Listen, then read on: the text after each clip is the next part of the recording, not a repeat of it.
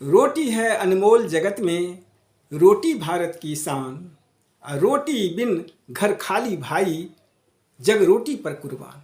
नमस्कार दोस्तों, आज जब मैं खाना खाने के समय रोटी का एक निवाला उठाया तो सहसा बिजली की तरह एक विचार कौंध उठा कि मैं रोज रोटी खाता हूँ। आखिर रोटी खाने या रोटी का कोई पुराना इतिहास तो होगा, इसकी उत्पत्ति और विकास की कोई गाथा तो होगी, कहानी तो होगी। तो बस भैया भाई सब रोटी का खेल, इस नाम से मैंने यह वीडियो बनाया है और आपके समक्ष उपस्थित हूँ। भाई सब रोटी का खेल, विशेषकर यह वीडियो मैं उन माता और बहनों को समर्पित करना चाहता हूँ जिनके हाथों से रोटी खाकर बच्चे खिलखिलाने लगते हैं, जवान तंदुरुस्त हो जाते हैं और बूढ़े आशा में जीने लगते हैं। तो उन माता और बहनों को कोटिशः नमन। बच्चों से लेकर बूढ़े तक इस रोटी को खाकर शक्ति और ऊर्जा प्राप्त करते हैं। रोटी, चपाती, फुल्का, मक्का की रोटी, ज्वार बाजरे की रोटी, रागी की रोटी, इंडियन फ्लैट ब्रेड आदि नामों से जाने जाने वाली यह रोटी आज के संदर्भ में कुछ परिवर्तित भी दिखने लगी है, जो समय सापेक्ष है।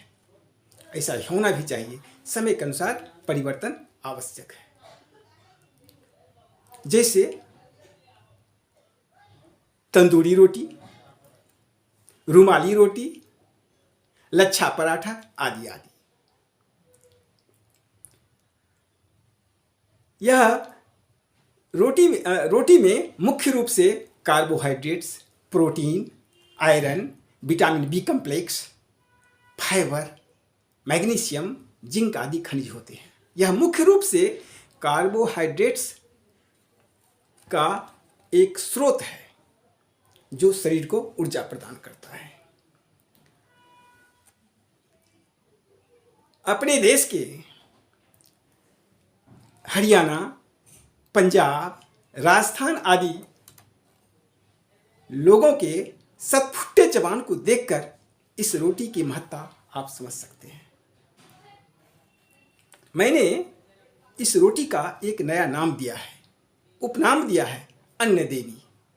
अन्न देवी रोटी।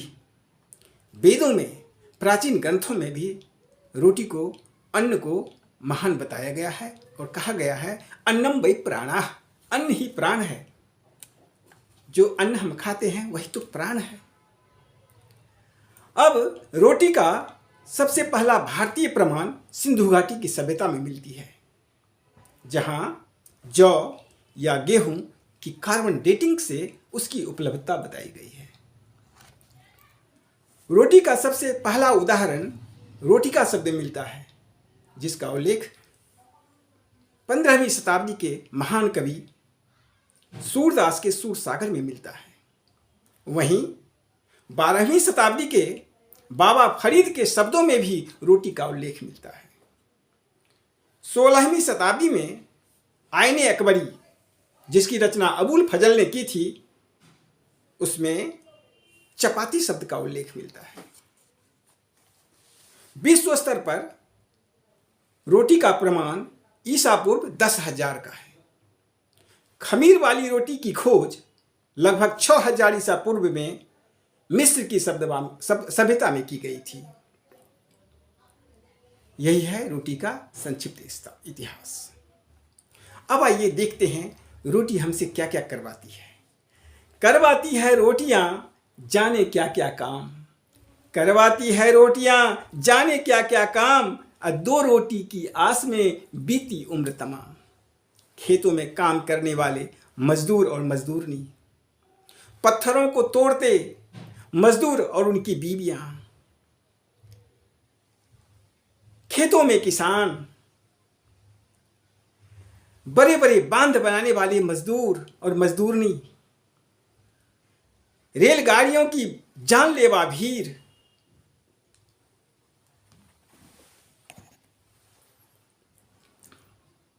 महानगरों में छोटे छोटे बैग को कंधे पर लेकर हाँफते युवा और युवतियों की भीड़, आधुनिक शीत ताप नियंत्रित विशाल भवनों में, एयर कंडीशनड भवनों में काम करने वाले आधुनिक मॉडर्न युवा युवतियाँ, ये सभी जो दौड़ लगा रहे हैं, क्या खुशी से, शौक से? नहीं नहीं, ये खुशी और शौक से दौड़ नहीं लगा रहे हैं। पापी पेट और खाली जेब, यही तो सवाल है। बस यही तो रोटी का कमाल है। समझ गए ना? रोटी का कमाल यही है, जो बड़े से बड़े लोग पापी पेट के लिए और खाली जेब के लिए रोटी के पीछे भाग रहे हैं। भूखे पेट न हो भजन, भूखे पेट न हो भजन, रोटी से सब काम, रोटी से जीवन चले, रोटी ही है राम। समझ गए ना? भूखे पेट भजन नहीं होता है, बिना रोटी का कोई काम नहीं होता है। राजा से रंक तक रोटी के लिए परिश्रम करते हैं। सबके अपने अपने काम, अपनी अपनी रोटी। जैसा बुद्धि बल, वैसी संतुलित रोटी। समझ गए ना? रोटी संतुलित और बैलेंस्ड उसी को मिलती है जो उस तरह के काम करते हैं। हमें अपने सत्कर्मों से, अपने प्रयास से अच्छी रोटी खाने का प्रयास करना चाहिए, उद्यम करना चाहिए, तभी हमें अच्छी रोटी मिलेगी। समझ गए ना? अब आइए, रोटी खाकर हम कितने जीवन को गौरवान्वित करते हैं। रोटी का इतना महत्व है, जो जीवन की जो मुख्य आवश्यकता होती है, भोजन, वस्त्र, आवास, उसमें पहला स्थान रोटी का है, अन्न का है। इसीलिए रोटी बहुत महान है, इसकी वंदना होनी चाहिए, इसका आदर होना चाहिए।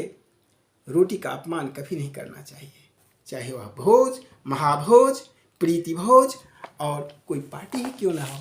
हमें रोटी का उपहास, रोटी का अपमान नहीं करना चाहिए। भवन बना लो सोने का तुम, भवन बना लो सोने का तुम, जड़ दो हीरा मोती। भवन बना लो सोने का तुम, जड़ दो हीरा मोती। अब बिन रोटी घर खाली भाई, पहनो कोट या धोती। समझ गए ना? आपके लिए रोटी एक दवाई है, आपके लिए रोटी एक दवाई है, लेकिन गरीबों के लिए मलाई है। गरीब जब रोटी खाते हैं ना, तो उसकी अंतरात्मा तृप्त हो जाती है। अमीर दवा के रूप में रोटी खाते हैं, यही तो अंतर है। उनके परिश्रम से भींगी हुई रोटी उसे अमृत के समान लगती है, और हम अमीर लोग, धनवान लोग रोटी को दवा के रूप में खाते हैं। समझ गए ना? तो रोटी का कभी अपमान नहीं करना चाहिए। रोटी हमारे लिए बहुत ही पावन और पवित्र है। जीवन एक रेल है। बहनों एवं भाइयों, समझ कर देखिए, जो जीवन एक रेल है, एक संगम है, लोगों का मेल है, यही तो रोटी का खेल है। समझ गए ना? यही रोटी का खेल है। आप दीजिए तो लीजिए, रोटी का दान कीजिए, जो कि महादान कहलाता है। आज बड़े बड़े शहरों में, महानगरों में, 2 रोटी गौवा को दे दो, भला करेगा सीताराम, इसकी आवाज़ सवेरे सवेरे सुनाई पड़ती है। इससे रोटी की महत्ता सिद्ध होती है। अतः हमें रोटी का अपमान नहीं करना चाहिए, इसका अनादर नहीं करना चाहिए। हमें रोटी को बचा कर रखनी चाहिए, इससे देश की हानि नहीं होती है। देश के लाभ के लिए रोटी को बचाना चाहिए। समझ गए ना? तो भाइयों बहनों, आप सभी को देसी घी में चुपड़ी हुई रोटी मुबारक हो, और उन माँ बहनों के हाथों से खाने वाले जो लोग हैं, उन माँ बहनों को यह वीडियो मैं समर्पित करता हूँ। यदि अच्छा लगे तो आप इसे लाइक और सब्सक्राइब कीजिए, और अपना सुझाव कमेंट में अवश्य भेजिए, ताकि मैं इससे भी अच्छी अच्छी बातों को लेकर आपके समक्ष प्रस्तुत हो सकूँ। जय हिंद।